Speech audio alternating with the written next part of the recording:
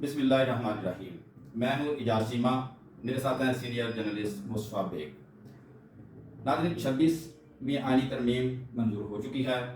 इस हवाले से नए चीफ जस्टिस का तकर्रर का अमल भी शुरू हो चुका है और इस आईनी तरमीम की मंजूरी के हवाले से गवर्नमेंट बहुत खुश नज़र आ रही है कि जैसे उन्होंने अपने अहदाफ हासिल कर लिए हैं, जबकि दूसरी तरफ PTI इसके खिलाफ तहरीक चलाने की भी बातें कर रही हैं। इस हवाले से हम बात करते हैं, मुस्तफ़ा बेग साहब की राय लेते हैं। जी बेग साहब, क्या कहते हैं? जी, बहुत शुक्रिया जाट साहब। ये यकीनन 26वीं आईनी तरमीम जो है वो मंजूर हो चुकी है और इसमें 26वीं आईनी तरमीम का बुनियादी जो है वो जुडिशल पैकेज के हवाले से था। इसमें ज़्यादा जो चीज़ें थी वो जुडिशल पैकेज जो है, जुडिशरी में जो मसाइल दिखाई दे रहे थे आवाम के केसेस के हवाले से, कि आवाम के केसेस जो हैं वो कई दहाइयों तक चलते हैं और उसके बाद भी उनको इंसाफ नहीं मिलता। और उसके बरक्स हम देखते हैं कि चंद केसेस जो है पॉलिटिकल केसेस लेकर जुडिशरी बैठी रहती है। मसलन अगर आप देखें कि पिछले जो अगर 2-2.5 साल बिलखसूस ले लें तो उसमें आपने देखा कि अगर आला अदलिया जो है, सुप्रीम कोर्ट है या हाई कोर्ट है मुख्तलिफ, वहां पर कौन से केसेस चल रहे हैं, किस आम शहरी का केस अगर आपको मालूम हो कि वो चला है तो शायद गिनती का हो। और ये भी मैं दावे से कह सकता हूँ कि हमें इस जर्नलिज्म होने के बावजूद शायद हम वो केस ना निकाल सकें। हमें पता है कि तमाम पॉलिटिकल केसेस थे, हमें पता है कि तमाम ऐसे केसेस थे जिसमें ये शायबा बढ़ जाता है कि जुडिशरी जो है वो पोलिटिसाइज हुई हुई है। और ये मैं क्यों कहता हूँ, आप जानते हैं कि मुख्तलिफ ऐसे केसेस सुप्रीम कोर्ट में आए जहां पर सुप्रीम कोर्ट की जानब से या आला अदलिया के जजेस की जानब से मुजरिमों के बारे में कहा गया कि गुड टू सी। और इसमें इस चीज ने ऐसा एक परसेप्शन क्रिएट कर दिया, ऐसा एक माहौल क्रिएट कर दिया जिसका 90% डायरेक्ट असर जो है वो हमारे जो पॉलिटिकल सीन है पाकिस्तान का उसके ऊपर पड़ा और 100% जो असर है वो हमारे मैशत के ऊपर पड़ा। आपने देखा कि पिछले दिनों में कोई ऐसा जो काम था, कोई जो मुआशी हमारे अहदाफ थे वो हम हासिल नहीं कर पाए। पाकिस्तान में इन्वेस्टमेंट जो थी वो रुक गई। पाकिस्तान में जो डॉलर का रेट था, जो सोने का निर्ख था वो बहुत बढ़ गया। पाकिस्तान में जो आम चीज़ें जो कनेक्ट होती हैं डॉलर के रेट के साथ या सोने के रेट के साथ, वो उनकी कीमतें बढ़ गई। महंगाई, इन्फ्लेशन कहाँ तक चला गया और जो स्टॉक एक्सचेंज है उसका तो भट्टा ही बैठ गया। जी बिल्कुल। बेग साहब, अगर परसेप्शन की बात करें तो बिल्कुल इसमें ये पिछले चंद माह से यही तासर चल रहा था कि जैसे अदलिया और गवर्नमेंट के दरमियान जो है वो मुहाजराई की सिचुएशन है। लेकिन इतनी जल्दी में जो अमेंडमेंट जो है ये मतलब मंजूर करवाई गई है, तो इससे ये भी एक तासर उभरता है कि जैसे ये जो है अदलिया को अब एक आज़ादी से की गई है अदलिया की। तो इन हालात में वो अदलिया किस तरह मतलब वो काम करेगी और देखिए, अदलिया की आज़ादी एक एब्सर्ड थिंग है किसी भी चीज़ की। मेरी आज़ादी एक एब्सर्ड थिंग है। हम तमाम लोग जो इस मुल्क के बासी हैं, जो अफराद हैं या रियासती इदारे जिनको हम कह सकते हैं, उनकी कोई भी अब्सोल्यूट जो उनकी आज़ादी नहीं होती है। वो कानून के तहत होती है, आइन के तहत होती है। लेकिन हमने देखा कि इसी अदलिया में एक दिन वो जजेस एक फैसला करते हैं, लेकिन जैसे ही देखते हैं कि उनके किसी प्यारे का कोई केस आया है, उसी प्यारे का, तो अगले दिन वो अपनी उन्हीं दलाइल को, अपने उन्हीं चीज़ों को बदल देते हैं। ये हमारे सामने है ना, अब ये कोई हिस्ट्री भी नहीं है बहुत लंबी। तो इस वजह से आप ये नहीं कह सकते कि उनकी आज़ादी सलब हुई है। आज़ादी क्या, कल को उन्हें कहा जाएगा कि अगर कोई कत्ल का मुजरम होगा तो वो उसको फांसी की सजा नहीं दे सकेंगे? क्या अगर कोई चोरी का मुजरम होगा तो उसको वो सजा नहीं दे सकेंगे? सिर्फ आज़ादी नहीं, उनको चैनलाइज किया गया है उनके इख्तियारात को कि मर्जी से। आप हमने देखा कि सुप्रीम कोर्ट का जज था, वो बैठ जाता था, सुप्रीम कोर्ट का चीफ जस्टिस, वो अपनी मर्जी से 2-3 बंदों के साथ लेकर बैठता था। बंदे कह रहा हूँ सॉरी, यानी कि 2-3 जो उनके मर्जी के जो हम क्या जस्टिस जजेस की हमने इस तरह सुनी, उनको लेकर बैठ जाते और वही सिर्फ केस सुनते थे। और फिर मैं वही बात आपको करूंगा कि हमने पिछले 3 साल में बिलखसूस पॉलिटिकल केसेस के अलावा हमने आला अदलिया में कोई केस नहीं सुना। और अब वो जो केसेस होंगे, अब वो जो सीन होगा वो चैनलाइज होगा, सरब आज़ादी बिल्कुल नहीं होगी। उसी तरह केसेस सुनेंगे, उसी तरह फैसले होंगे। बेग साहब ठीक है, अगर आप इस हवाले से बात कर रहे हैं, अगर इसके स्ट्रक्चर पे अगर हम बात करें 26 आईनी तरमीम की, तो इसमें 3 जो मेरे ख्याल में पॉइंट उभरते हैं कर सामने आते हैं। एक तो चीफ जस्टिस की तैनाती का जो है वो उन्होंने तरीकाकार चेंज किया गया है। दूसरे नंबर पे एक आईनी बेंच तश्कील दिया गया है। इसके साथ ही जो जजेस की तैनाती का है वो भी प्रोसीजर चेंज कर दिया गया।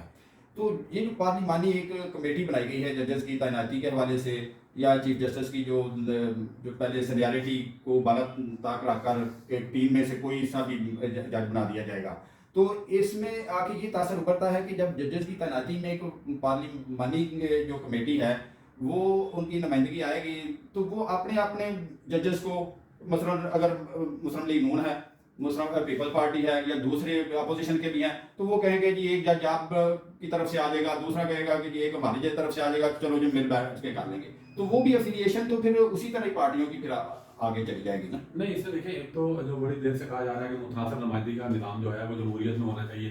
अब बहुत सारे, एक बंदा जो है वो 20 लाख वोट ले गया, लेकिन उसकी नुमाइंदगी क्यों नहीं होती पार्लियामेंट में।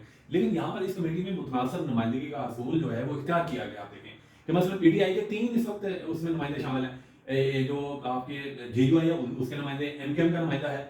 अगर ये सारे मिलके चाहें तो फिर पीपल्स पार्टी भी इनके साथ मिल जाए, तो ये चाहें तो अपोजिशन अपना चीफ जस्टिस जो है बुला सकती है। यानी ऐसा निज़ाम, अब ये कोई नहीं कह सकता कि मुझे तो मिला ही नहीं, इख्तियार ही नहीं मिला।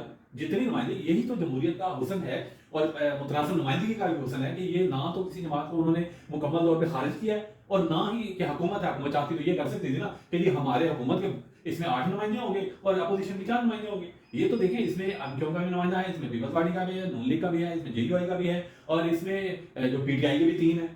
ठीक है ना। तो इस तरह आप ये वाली पली तो बिल्कुल खत्म हो गई है कि शायद वो अपना कोई अपने अपने लोग लाएंगे। आप उसके ऊपर एक जज आता है, आप सारे आजाद हैं, उसके पूरे मिनट्स बने। पहले तो मिनट्स भी नहीं बनते थे ना, अब तो केसेस की भी उन्होंने कह दिया मिनट्स बनाए। तो अगर एक जज के ऊपर जो एतराजात होंगे, जो बातें, वो हवाई बातें नहीं होंगी।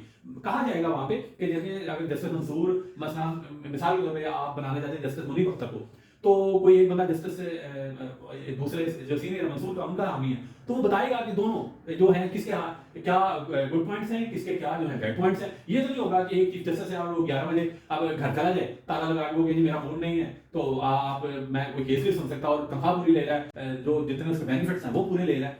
तो ये इस तरह की बाकी भी जो आपके पॉइंट्स हैं, मेरा लंबा हो जाएगा वरना मैं उनके भी सारे जी बिल्कुल आप ये इस पे हम यही तासर लेते हैं कि गवर्नमेंट तो अपने हिसाब से उसने उसी तरह मुफाद में जी बेग साहब ये बिल्कुल आप ये सही बता रहे हैं कि गवर्नमेंट तो ये समझते है कि हमने एक इंसाफ को जो है ना वो प्रिवेल करने के लिए और जुडिशरी को इफेक्टिव बनाने के लिए ये लेके आए हैं तरमीम। लेकिन अगर इसमें देखा जाए कि जिस तरीके से ये 26वीं आईनी तरमीम मंजूर की गई है कि इतनी जल्दबाजी में, कि अगर कोई मलाइका नहीं था कि अगर ये इसको मजीद टाइम दिया जाता, अपोजिशन जो पीटीआई है उसको भी मुतमिन किया जाता, तो अगर वो चंद दिन और भी लिए जाते तो वो मेरा नहीं ख्याल कि इसमें कुछ कोई नुकसान वाली बात थी। इसमें से तो ये तासर उभरता है कि सिर्फ जस्टिस मंसूर अली शाह का रास्ता रोकने के लिए जो है ना ये जल्दी से जल्दी जो है वो लिया गई है ताकि वो जो चीफ जस्टिस की रिटायरमेंट से पहले जो है ना। मैं आपको बताऊं जी, पंजाबी जगह कहते हैं कि छोटे वाले पेंट पर आलू नजर आ जाते हैं, ये कहते हैं ना। आप ये देखिए, इन्होंने जो फैसला दिया आप सामने रख के एक एक वो जो मखसूस नशिस्तों वाला फैसला था, वो जो लेने नहीं आया, जो है वो जो दावेदारी नहीं है केस में, तो आप उठा के सारे का सारा इस बुनियाद पे कि हम बैठे हैं, हम इस क्रिएटिव आइन की तशरीह करेंगे और आपने उसकी झोली में डाल दी है। तो आपका क्या ख्याल है कि ये पराली जो नजर आ रही है और पता है कि ये अपेंडिक्स होने वाला है, तो अगर ये चंद दिन में डिले हो तो अच्छा ये कोई नहीं, फर्ज करें चंद दिन डिले हो जाते हैं, फर्ज करें उसके बाद आईनी तरमीम होती है, फर्ज करें उसके बाद जो है जस्टिस मंसूर जो पहले तरीका कार चीफ जस्टिस तो इसको उड़ा के रख देते हैं, क्या हो, सिर्फ मुल्क का नुकसान हो। सबसे बड़ी बात, मैशत पीछे चली जाएगी, मुल्क पीछे चला जाएगा, डीरेल हो जाएगा सारे का सारा सिस्टम।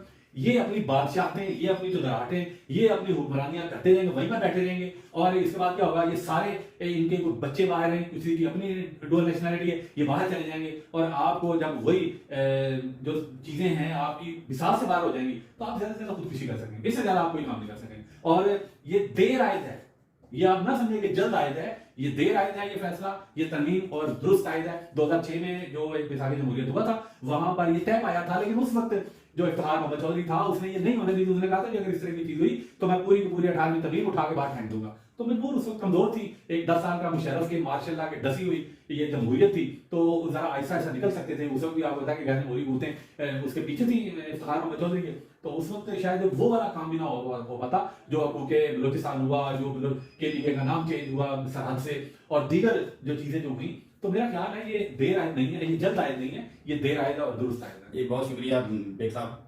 नाज़रीन, आपने बेग साहब का नुक्ता नज़र सुना।